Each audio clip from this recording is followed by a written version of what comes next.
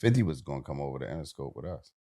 I mean, entertainment. Really? Yeah. He had a record, A Pimp Ain't a Pimp Without No Motherfucking Fire ass song. Hustle Ain't a Hustle Without. I remember that record coming over, and unlike, yo, it's this kid named 50 from Queens. Yeah. You know what I'm saying? And you know what I'm saying? We like, yeah, that shit hot. Right. And when I saw 50, maybe like in the beginning stages where he would start to come to Philly, when he started to pop, I walked over to him and I said, yo, I'm gonna tell you something that you think I don't know. He like, what's that? I started singing A Pimp Ain't a Pimp Without No Motherfucking Hoes. He bust out laughing. Him, Banks, everybody, you know what I'm saying? They bust out laughing. So going over to Interscope was where we really started to see the music industry for what it was. Got it. Jimmy Iovine.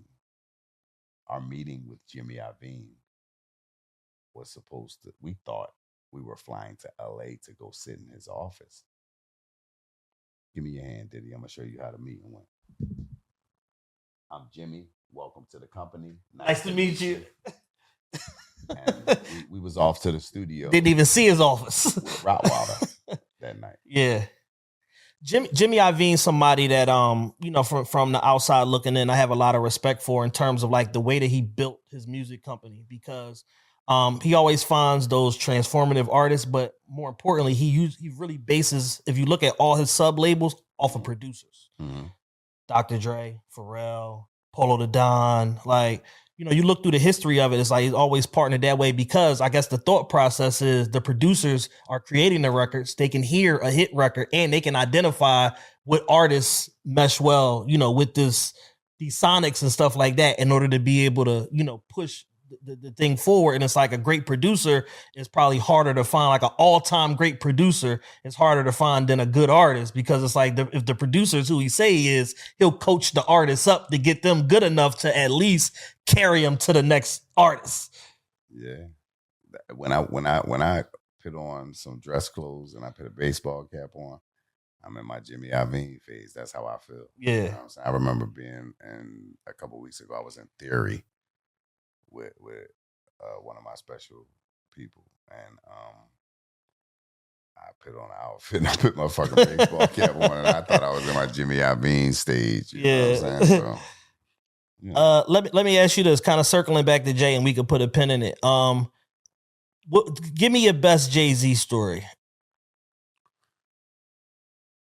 All of us being at the studio, waiting on Jay to get there. Mm-hmm. Jay would always be on he'd get there. It's on CEO time. Yeah, so he would wear like 2 t-shirts. One t-shirt, he'd have one sleeve out. It's just like, you know what I mean? He'd have his do-rag on and a headband on. Mm-hmm. And I remember him and Dame playing this game called Guts. It was like 2-card poker or something like that. Fuck no. He told Jay, look out the window. Jay, look out the window. You're like, what? What's up? He said, you see the range out there? I said, yeah, I just grabbed that nigga. Guts. Jay had to go grab either a car like that or something else that was equivalent to the price. Wow. Guts every time. That's crazy. Remember, he said it. He said it. I'm calling Guts every time. Yeah. I seen that shit in real time. These niggas would call Guts. Him and Dame was really like, they would go crazy. That's crazy. Like, you can see how much guts you got and be like, yo, you gonna spend it or what? Real money. Right. Real money. That was one of my favorite Jay stories. Seeing a nigga play That's Guts. a hell of a story. You know what I mean? Like, I ain't gonna do no pepperoni and cheese. Yeah, that's a hell of a story. Goddamn. Let me ask you this. Before we talk all the time, like I said. We was talking earlier, whatever. You told me about told me a funny story about Nas. About Salute to Escobar, man.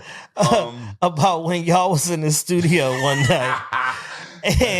and Nas just came to you and said, "Yo, who?" No, I'm gonna reiterate it for you, right? So we have to do a single. Interscope is requiring me and Spade to do a single. So, Interscope will call out the best producers at the time. Yeah. So there was a producer, Rottweiler, who produced one of the greatest duo records that I've ever heard was Method Man and Redman. Blackout album. And the single, The Rottweiler. So we wanted yeah. Rottweiler. Yeah, I need one of those. Record. So we're in the studio in LA. It's funny, Megan Good and her sisters had a group on Interscope. Wow. I don't think I remember that. Yeah, so Megan Good and her sister, they look so much alike. I thought they were twins at the time. We in the studio. So they like, Steve is on the way, right? Steve Stout is on the way. So me and Spade, we like, all right, cool. Eve is in the studio as well. Eve is recording. We all on Interscope. Right. Did y'all ever cut any records with Eve? Yeah, I have me and Spade's album. We one thing I can say about that, we own the rights to me and Spade's album. So I was gonna release it on some lost tape shit. Just gotta feel like it, you know what I'm saying? But I have the actual. I'm gonna give you a joint, and I hopefully I can Don King this and be involved.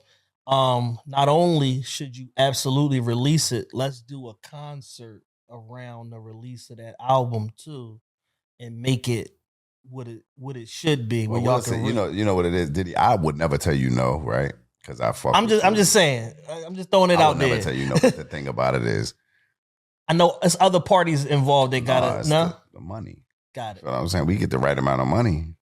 It's a go. I can call Lava. And, Don, listen, this is what we got on the table. Don gonna make that call. Right. That's one thing. I talk to Don every day. Don is in Paris right now, working with the clips on their new album. That's amazing. Damn, that's an exclusive. Yeah, they working on this new album right now, and they're recording it in Virgil Abloh's old office. So they just set up the studio in Virgil's old office. Well, it's Pharrell's office because he's doing the new line. Right. And I'm sure he's handling probably the bulk of the production. And he's handling all the production. That's amazing. So God damn. Right now, Lava's in... Exclusive. I mean, Lava's in Paris right now with his homies. You know what I'm saying? And they're sitting there and they picking out beats and they doing what they do. You know what I'm saying? Like, that's one thing I love about Push. No matter what, Push don't need no help. You know what I'm saying? Yeah. He just keeps Lava around for the aesthetic of this is a great MC. And Lava sits behind the board and listens, and he's doing the Dr. Dre, the Pharrell and him and Kanye type of situation where they're curating an album that's probably going to be one of the best cocaine opulence come out of it. I want to definitely give Lava Don his flowers. He's somebody that people don't necessarily recognize as being one of the best writers, the best song constructors, the best quality control music men in the game. And Dr. Dre has tapped on his shoulder and said, "Hey, can you do XYZ for me?" The Clips, the Re-Up Gang, that whole situation, and R&B artists and multiple people in between. And he's somebody that's been a constant for 30 years behind the scenes, just pushing culture and making shit go. Of dope shit. Like the Don. Like I'll show you my phone when we done. Yeah. I called the Don earlier. It's nighttime in Paris at 3:00 in the afternoon here. It's nighttime. Lava was on the way to dinner. I called and we get our laugh in. Yeah. I check and see what's going on. And he told me, they're recording it in Pharrell's office at Louis Vuitton. I'm like, bring me back a jacket. Bring me back a fucking jacket, please. You gotta get the Don on here for me whenever he come back to you know what? States. You gotta connect me with the Don. So right now in Paris it's very late. Yeah. So Don probably knocked the fuck out. Right. But if it was 3:00 here, I could call him and he picks up. He picks up for me. The one thing I could say is my big brother loves every figure. You know what I'm saying? Like, when it's figure time, he don't miss a call. Right. So Don working on what he working on. Salute to the Don. He's nominated for about 4 or 5 Grammys. That's crazy, man. Shout out to the Don, man. You know what I mean? So every year. So he got nominated for Kanye's album, and I just he nominated for a lot of Grammys and won a few. You know what I'm saying? Like he got a for Donda. They got the Don got a couple Grammys. Yeah, that's crazy, man. My big brother, man. I love you, bro. Gotta bring them Grammys to EA, man. Mm-hmm. Back to this Nas story. I ain't letting you get away that easy. We didn't talk. We done went around the world. Tell the people this Nas story, man. Steve Stout walks in the studio. I'm smoking probably one of the biggest blunts of California weed I've ever smoked in my life, and my favorite rapper, Nas, the flyest rapper of all time, too. He walks in. Now I'm stuck, right, for 2 seconds because I'm still Dutch. So I'm stuck for 2 seconds. Nas walks in. I'm thinking, damn, Steve Stout done set it up as to where, you know what I mean, we on Interscope. We about to get a motherfucking Escope verse. Yeah. Me and Spade looking at each other like, what's up? So we go outside. Nas looks at me. I'm like, yo, bro, man, I've been a fan of your music all my life. You know what I mean? My whole life, basically. I mean, like, he said, I just want to ask you one question. Who the fuck is this nigga Freeway?